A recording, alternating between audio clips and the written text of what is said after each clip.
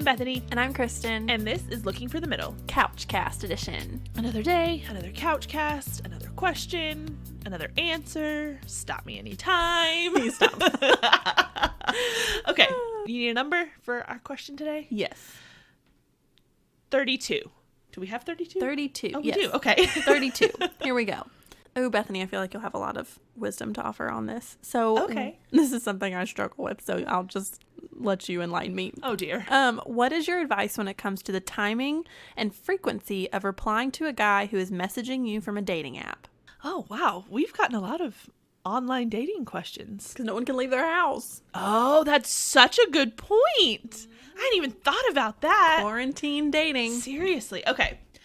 And it's probably going to continue for a while. Probably. Anyway. Lucky us. I know. I would say, how do you measure the pace and frequency? Is that what they're saying? Mm-hmm. Okay. First things first, and this is important. Figure out if the particular app or site that you're on has read receipts.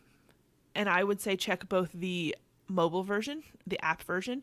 Like, that's not two things. Check the app version, but then also check the website version, because I know, at least in the past, Match is one of them, that if you're on your browser on a computer and you go to the message history, it has when they read it.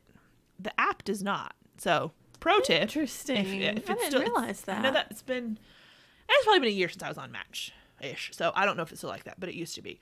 Because I know a lot of I think with quarantine, a lot of these apps and sites are kind of doing some changing and overhauling. I know eHarmony, if you haven't been on eHarmony in a while, it is drastically different than it used to be. For the good. The good. So check it out if you're interested or you didn't like it before. I love it. That's what I'm on now, and I'm really liking the way it works. I'm really liking the success I'm having on it. So check it out. Anyway. Also, pro tip for that, if you're on their email list and you wait long enough for them to send you enough promos, because they've gone up in pricing a little bit. Yes, they have. But if you just keep waiting, I got an email saying it was 33% off. Then I got another one a week later that was 50% off. And now they're offering 3 days of like full premium experience to try to get you to try it. So if you wait long enough, you can try it for free before you pull the trigger. And I'm trying to get Kristen to try it because I know she doesn't like online dating, but I also know her. And I know the changes they've made, and I think she would like it. So I need to look at yours a little more. Yes, if you my should. mom hears this, I'm never going to. She doesn't listen. It's fine. Y'all, my mom the other day was like, "Am I a bad mother that I don't listen to this podcast?" She's like, "I listened to the one that your brother was on." And I'm like, "Oh, so the favorite child gets attention." My mom listens, so oh well, touch you. I know. Oh, anyway, man. I'm gonna tell her just to stop if we're gonna talk about this. Yes. My mom will text me randomly, y'all, and be like, "Kristen, did you know that every 14 minutes someone finds love on eHarmony?" And I'm like, "Mom, I'm in the grocery store. I don't have time for this right now." That's hilarious. Okay, we are circling back. So far gone. Back. I am so sorry, y'all. I'm impressed that they stick around with our rabbit trails. I think this is what makes us fun. Okay, good. Well, anyway, so pace and frequency of messages. So first thing, like we said, figure out if there's read receipts. If there are not, read them as soon as they come in, and then think about your response. I would say the first few days. Well, let me back up a little. If the messages start out really long, more paragraph, email style communication, it is fine for it to take a few hours. It's going to take time to think of a response. It is going to take time to type it. And I mean, I type things out on the notes on my phone and then copy it into the tiny little typing box on the app. That is fine. If that takes a few hours, it is fine if it takes him a few hours. As women, I think it's easier for us to put all those words down and tell a story on paper sometimes than it is for guys in this type of situation. So give him the room to respond. If he needs to, it may be a few hours, and that is fine. If it starts out quickly as, "Hey, how are you? I'm fine, how are you?" and it's like texting style communication, I say treat it like a text message. If you check your text quickly, then you can do that quickly here too. One thing I would say is, even if it is that texting style communication and it's kind of seems like it's going to go back and forth quickly, it's okay to set a pace that you want. It is okay to set a precedent that you don't know this guy and he's not going to immediately become priority number one of your texting life. That's not a realistic expectation for him to have. It's not something realistic for you either. So set some boundaries there. Give it some time, even if you don't necessarily have to.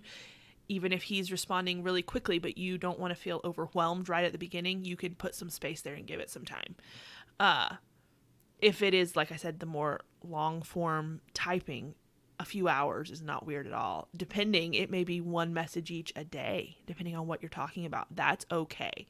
If you are talking to this guy and you're really interested and y'all are going back and forth and it works and you've formed a rapport and it's cool, match his pace. I think that's what I try to do for the most part, unless I'm like, oh, I really want to show this guy I'm interested. I just match his pace. If he responds every couple hours, I will do the same. If he responds immediately, I will do the same for the most part.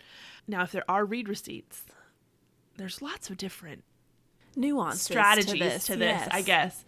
I am fine with reading a message and leaving it a little while early on, just for the sake of, I don't think it's deceptive. I don't think it's manipulative. But I'm saying, hey, I have other things going on in my life. I have other things.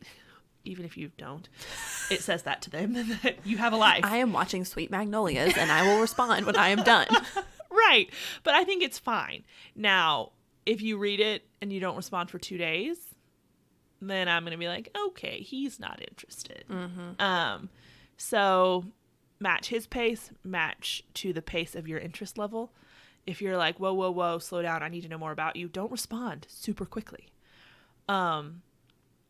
One little tidbit too, if he responds absolutely immediately, constantly, I'm going to be like, do you work? Do you have a job? Do you have other, like, Yeah. I think you'll find that you just kind of fall into a pattern. Mm-hmm. A lot of times we don't really talk during the day, but then once we're both off work, then it's basically like a texting conversation for the rest of the evening. So you just kind of have to play it by ear. Yeah. Let me ask you this. If I feel like, how do I ask this question? It's more at the beginning when you're trying to figure out what the pace is. And then the longer you talk, the pace or the frequency may increase if there's more interest and stuff shown like that. Because, like you said, there's a way to communicate, hey, I'm interested, but I also have a life. And like this, I'm not sitting here staring at my phone waiting for you to respond. But also, like, you don't want to play games either. No. So there's this line of, like, those first few days, I feel like, are when you establish this. And then the more you get to know this guy, the more it's just, oh, I'm talking to him. It's not, oh, I need to make sure I don't look needy. Or, oh, my gosh, I don't want to look too desperate. And, I think with the popularity of text messaging, that has somewhat diminished anyway, because people are used to, everybody knows you've got the app on your phone and you have notifications on. You see when they come, like, everybody knows that. So it's not weird. You just want to set a pace that's good for you. Mm-hmm. And that is one reason why I am more of a proponent of giving out my number sooner rather than later, meeting in person sooner rather than later, to get it out of the online dating sphere as quickly as possible, because then it is just a conversation with this guy I'm talking to. It's just a conversation with this guy I'm seeing. It's not, oh, this guy on this app, this online dating thing that I got to figure out how to respond. Mm-hmm. Get it out of that sphere as quickly as possible, as quickly as is safe. Be smart.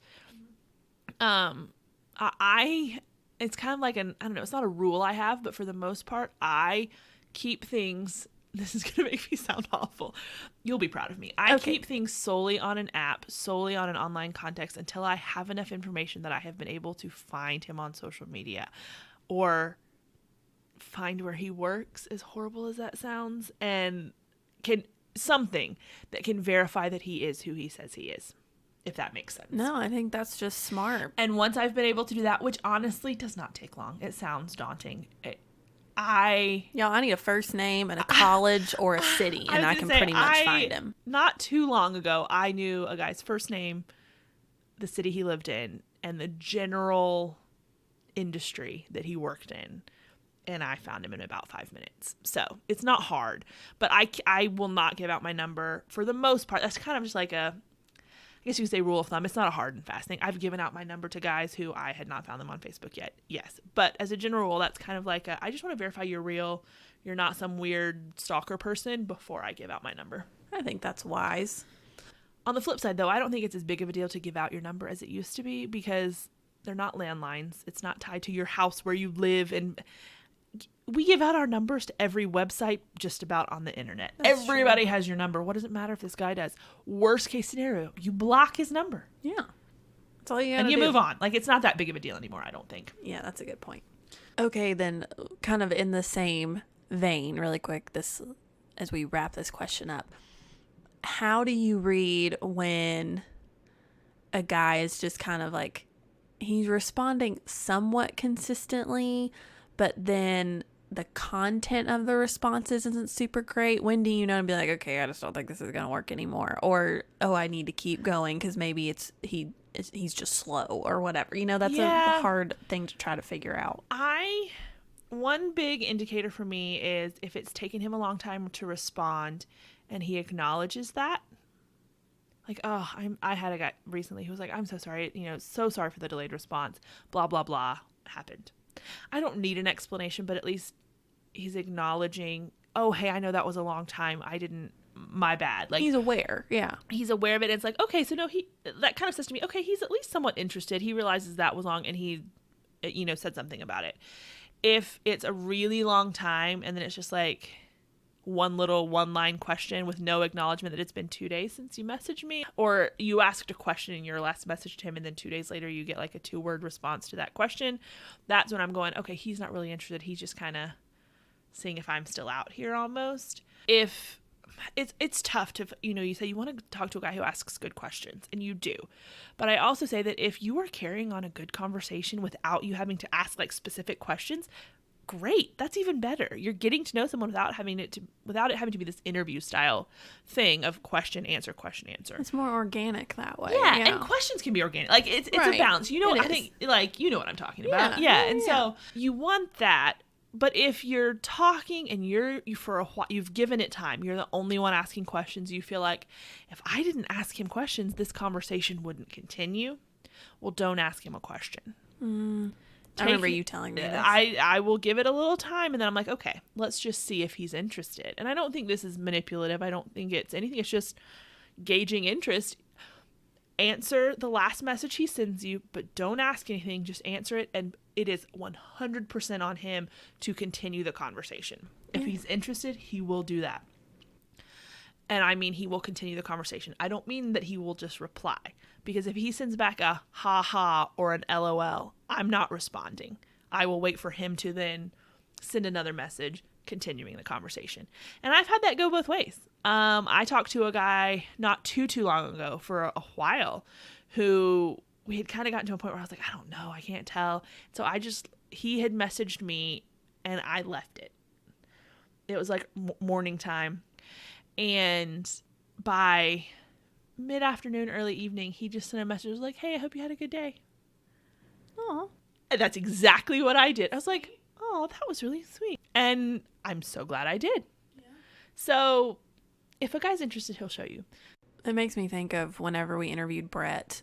He talked about, he's like, if a guy really is interested and wants to get to know you, he's going to continue the conversation. And he was talking specifically in the sense of asking questions, but like you said, it can be conversation too. Because Brett was like, without a question, we think the conversation's going to die. And girls have that feeling too. So if you're having a good conversation, there are questions sprinkled in, that's a really good sign. If it's not, like you said, because the point of dating in general, whether it's online or not, the initial stages of dating, the point is for you to get to know the other person. Right. And so if you're not carrying on a good, meaty conversation or asking questions, you're not getting to know somebody. You're just mindlessly texting someone because you're bored. Yep. And so really, again, I know it's hard if he's really cute or he seems really great or like his profile would make you assume that he would check a lot of your boxes. Yeah. And he's sending you 2 to 3 word responses every time. Do what Bethany said. Don't reply to a haha, or don't ask him a question and see if he will ask you one or keep the conversation going. Because what have we said all season? You want to be with somebody who wants to be with you. You want to get to know someone who wants to get to know you. There are so many different variations of that statement. Yes. So don't think, oh, if I don't keep you don't want to be in a situation where if I don't keep this alive, it's going to die. Right. Because what kind of relationship is that? Exactly. You need both people contributing somewhat evenly, and it'll ebb and flow. But for the most part, there should be consistency on both ends. Absolutely. So, Perfectly said. Okay, guys. We'll wrap it up there. We will be back on Wednesday with another full episode. But until then, I'm Bethany. and I'm Kristen. And this is Looking for the Middle.